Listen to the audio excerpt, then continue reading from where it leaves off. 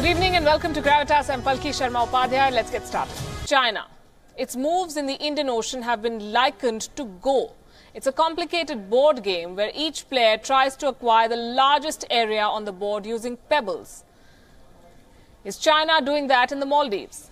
A recent amendment to the Maldivian law allows foreign entities to own land provided 70% of it is reclaimed from the sea. Since that law was enacted, China's profile in the Maldives has steadily risen. The buzz is that China is seeking to turn the Maldives into a maritime pivot, with that country serving as a supply base for Chinese civil and military vessels. A maritime pivot obviously requires infrastructure, which is exactly what China is building on the Maldives. In August last year, 3 Chinese warships docked in the Malé harbour. Plans made public for the port include major expansion with a deep water port and a special economic zone.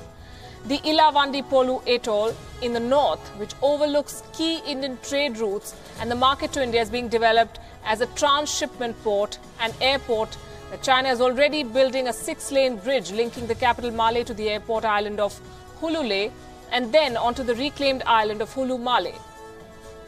The island of Phaydu Finlu has been released to a Chinese company for 50 years for a reported payment of $4 million. The northwestern island of Gadu is expected to emerge as a supply, berthing and maintenance base for Chinese vessels, which the Maldivian Coast Guard will also be permitted to use. Former President and exiled opposition leader Mohammad Nasheed says China has leased 16 islets to build all kinds of infrastructure. Some of these are coral islands that are deemed ideal for building submarine pens. There is speculation that Beijing may be using the former British island of Gan in the south for surveillance and reconnaissance of the Indian Ocean. China's Maldivian connection is strengthened by efforts it is making elsewhere in the Indian Ocean. China is building a naval base in Jiwani, about 60 kilometers from Gwadar in Pakistan, which sits at the mouth of the Persian Gulf.